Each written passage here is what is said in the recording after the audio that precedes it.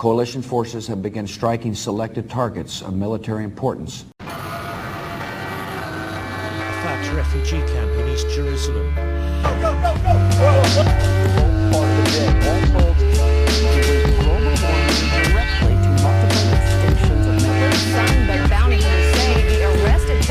The number of hungry people has reached 1 billion.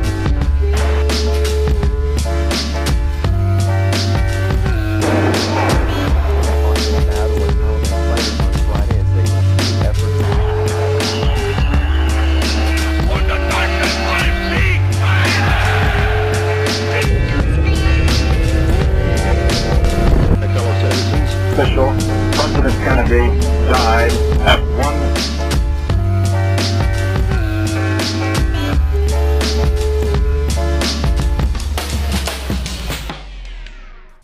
Gay rights, civil rights, and ultimately, human rights.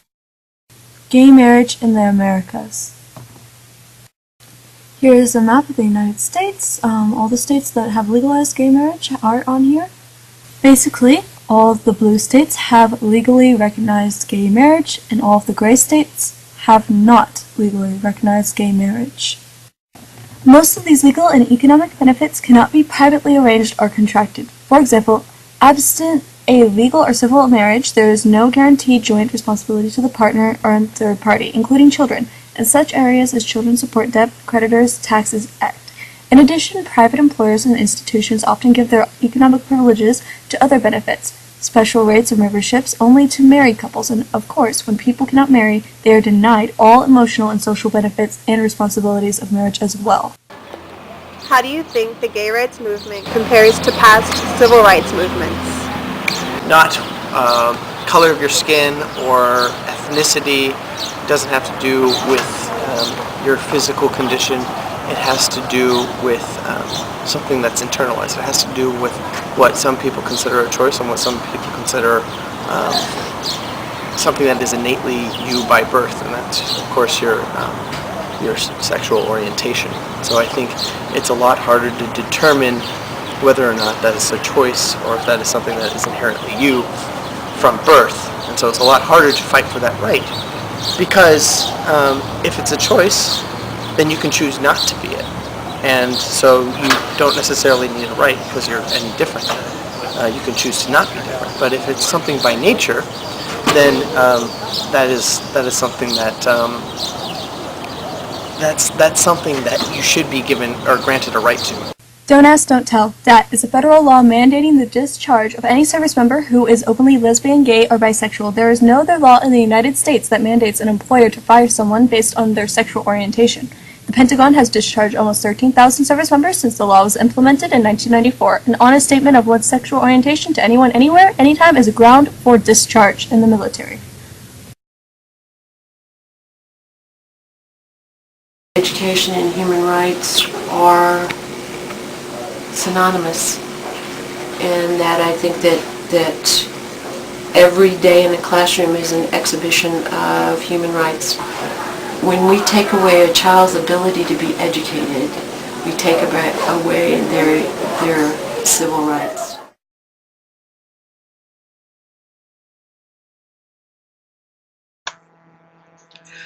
According to the United Nations Development Program, 58 out of the 86 countries that have not yet reached universal primary education will not achieve it by the year 2015.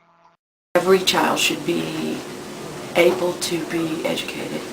I find it to be so sad that there are actually children in third world countries and some developed and developing countries that don't get to go to school, or don't go to school and there's no one to supervise whether they're going to school, because we cut back in areas that seem to be the areas that we have the most need. According to UNICEF, 875 million of the world's adults are illiterate. 2/3 of them are women. When we educate women, it's been proven that when you educate women in developing countries, then you raise the level of education and intellect in that country. To change the view of an entire country is difficult to do. most countries, developing countries and underdeveloped countries, are run by men who are intimidated by strong women who demand that their children be educated.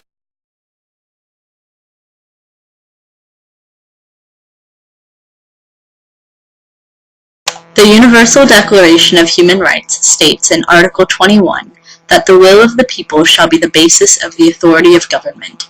This will shall be expressed in periodic and genuine elections, which shall be by universal and equal suffrage, and shall be held by secret ballot or by equivalent free voting.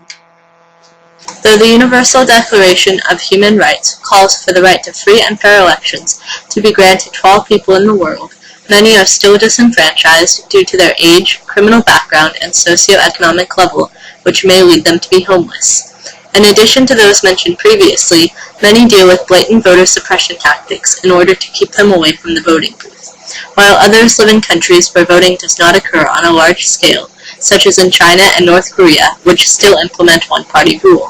Still, more people live under regimes who perform illegitimate elections to cover the true voices of their people, such as Iran, Russia, Pakistan, and Yemen. If you look at it around the globe right now, democracy is on a decline over the last 10 years. Countries that are fully democratic have receded. Countries that were partially democratic have become way less so, and what you're seeing are governments in power using a democratic system, elections and such, to legitimize their regimes with rigged or controlled elections to make sure that they stay in power or they get the results that they want. Many non-governmental organizations, such as Global Vote and the International Institute for Democracy and Electoral Assistance, work to promote free and fair elections, but often they are fighting an uphill battle. I don't think that international agencies have been able to do much of anything, especially nations that aren't used to having a democratic process, because basically, even if they try to regulate the process, it's so new to people that it's hard to catch on. I also think it's just hard to regulate in a foreign country where those laws haven't been in place for very long. Arguably, the most important thing to do in relation to international voting rights has already been done. The message has been written down in the books that all people have the right to free and fair elections. It will take a long time to make that a reality in all countries, but we must have something to work towards in order to make sure that all live their lives with the dignity and respect that they deserve from properly elected government officials who are in power to perform the will of the people.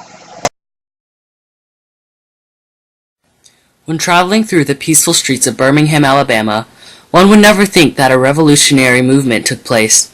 You would never think that violence has touched this calm city, or children were maimed and even killed because they believed in basic rights for all. Upon delving further into this historic city, we find all those events took place and more. In the late 1950s and 1960s, a strong feeling of equality came over the African American people. They wanted their basic rights as a decent human being. Preachers and politicians, fathers and mothers, teachers and students, all came together for one united purpose, to overcome the obstacle of segregation, which became known as the Civil Rights Movement. When our group traveled to Alabama, we discovered many things about the Civil Rights Movement. We traveled to churches that housed such dignitaries as Martin Luther King Jr. and John Cross, who taught the whole world of their teachings. I think the lesson that those people taught us is that one, basic fundamental rights and human dignity should be preserved no matter what. And I think especially people of your generation, when you look back on that time, it's hard to believe that people were treated so poorly and deprived of their rights. Janice Kelsey and Gwen Gamble were two of those children who participated in the march, known as Children Foot Soldiers. They put their lives on the line to defend what they thought was right. Those two women were also affected by the violence of the movement, especially the bombings going off every night.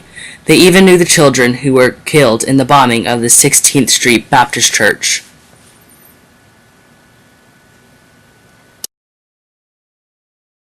All those people who died were never forgotten for what they fought for. Their memories will live on forever in their hearts, and the Civil Rights Memorial in Southern Poverty Law Center. The people of the Civil Rights Movement are fading away in the chapters of history, but their success for their own welfare has inspired others around the world to fight for their rights in acts of peaceful and organized manners. you.